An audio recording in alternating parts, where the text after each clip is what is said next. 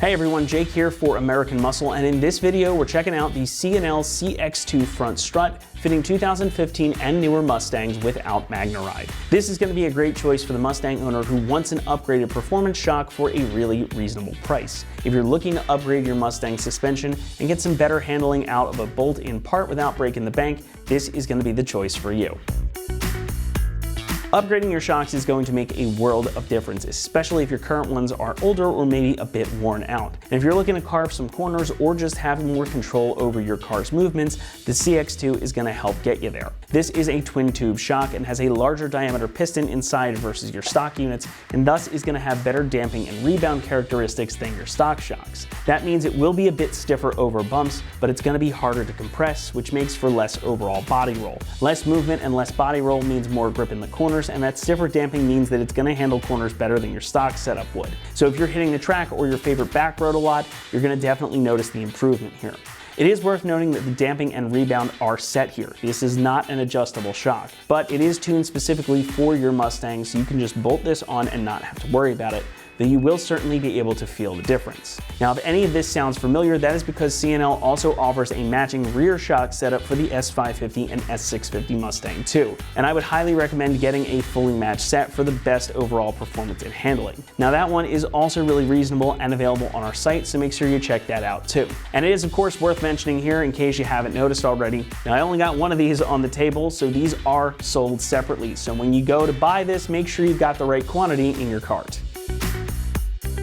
Now, construction here is pretty solid. The outer housing here is made of steel and it's finished in this nice dark blue powder coat, which I'm a big fan of the color. Shame you don't get to see it when it's on the car. Now, like we were just talking about, this is a twin tube design with a larger diameter chromed and hardened piston rod, so this is going to be very stout and it should hold up well in the long run. Pricing here is perhaps the best part though, as this one's only going to run you about $125, and that makes it one of the most affordable front shocks available for this gen of Mustang, especially when you're considering that this is a performance improvement. Again, these are sold separately, so you will need to get two for the front end, you'll need to get two separately for the rear as well. But this is still going to far undercut most of the other options available, and it will give you improved performance, and I am a big fan of that. Installation will get a 2 out of 3 on our difficulty meter, and the job should take you around an hour to complete. Now, this is a totally bolt-in operation, no modifications required, though you will need access to a spring compressor and you're going to reuse your top mount as well. So that 1 hour time frame is also only for this one particular shock for one side. So if you're doing the other side and or your rear shocks as well, make sure you allot some extra time to get them done. And to show you how to get this mounted up on your car, let's head on over to the install bay. For this install, you need a 3/8 impact, a 24, 22, 21, 18, and 15 millimeter socket, a caliper hanging tool, a 17 millimeter wrench, a clip removal tool, a hammer, and also not shown be a lift and a spring compressor. All right, today we're gonna be installing a front strut on our Mustang, so let's get started.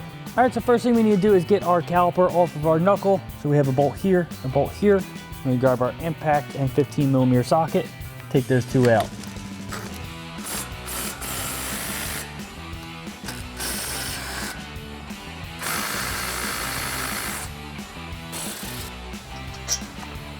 Pop those bolts out.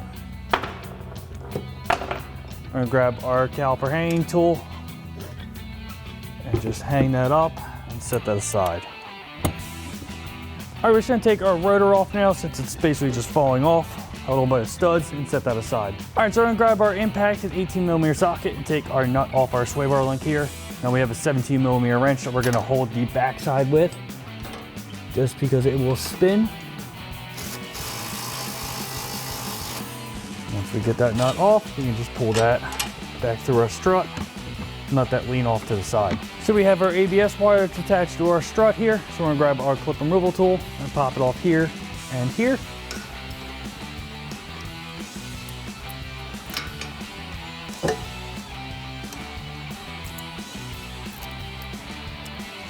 Pull that aside. Now we can take our two main bolts out of our knuckle. All right, now we're gonna switch to our impact and 24 millimeter socket. We're gonna take our two nuts off of our main bolts here on the knuckle.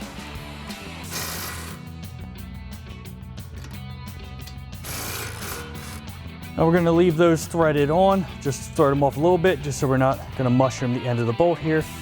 Grab your hammer and just tap those bolts through.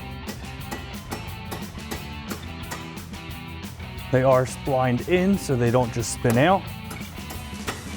Once you have them both through, take our nuts off.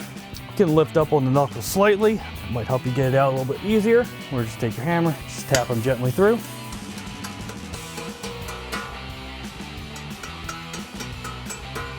All right, just gonna push up on our knuckle here a little bit.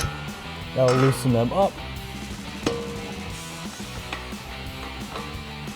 All right, and then we'll just pull the bottom one out.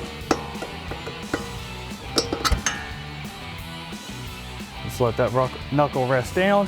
And we just have our 3 bolts up top, then we can remove our strut. All right, so we have our 3 bolts up top here. They are all 15 millimeter. So we're gonna take our back 2 completely off first.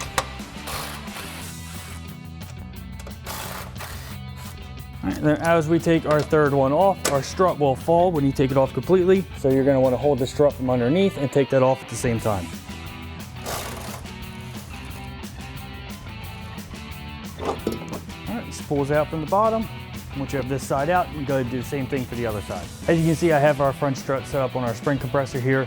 What we're gonna do is compress our spring to relieve tension, then take our impact and 21 millimeter socket and take off this top nut.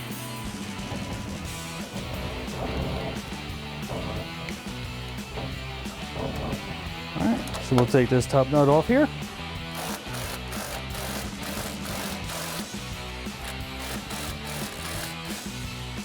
And slowly release.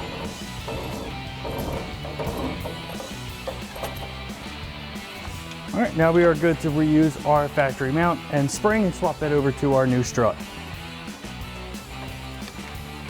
All right, so we're gonna take our dust boot off of our factory strut along with our bump stop.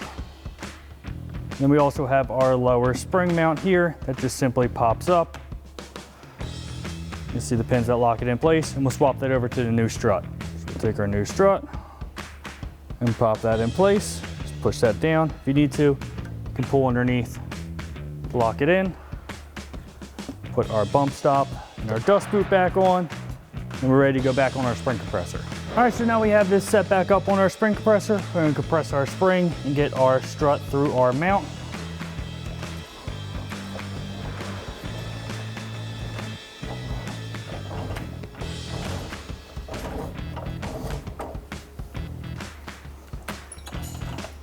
Just gonna use this jack just to help hold it up in place. Get that lined up a little better.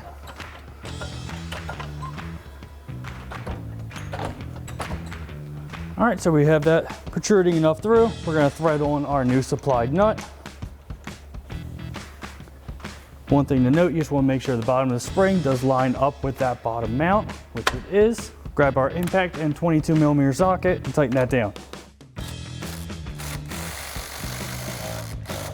Can release our spring compressor.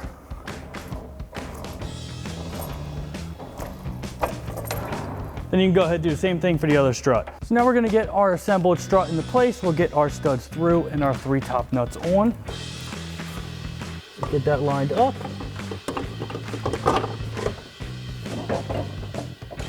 And thread on our 3 15 millimeter nuts. We'll grab our impact and 15 millimeter socket and tighten these 3 down.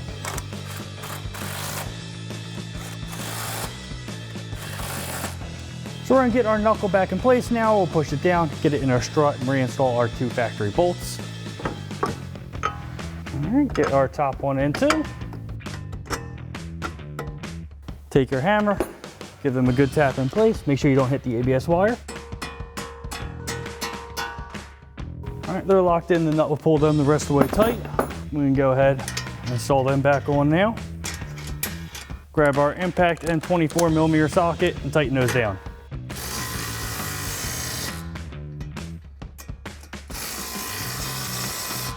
So we're just gonna clip our ABS wire back in place. So we have one down here. And then one up here. So we'll get our sway bar length back into place. Grab our nut and thread that back on. Grab your impact 18 millimeter socket, 17 millimeter wrench to hold the back side, and tighten that down. All right, we're just gonna slide our rotor back on. Then we can get our caliper reinstalled. All right, so we're gonna get our caliper back over our rotor and get our two 15mm bolts reinstalled. Just gonna thread them back in by hand.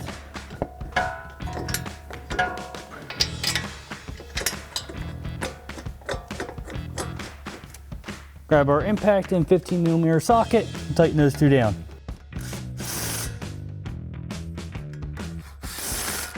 Once you have this side all put back together, you can go ahead and do the same thing on the other side. That's going to wrap it up here for our review and install of the C&L CX2 front strut fitting 2015 and newer Mustangs without MagneRide. Thanks so much for watching, and as always, for all things Mustang, be sure to keep it right here at AmericanMuscle.com.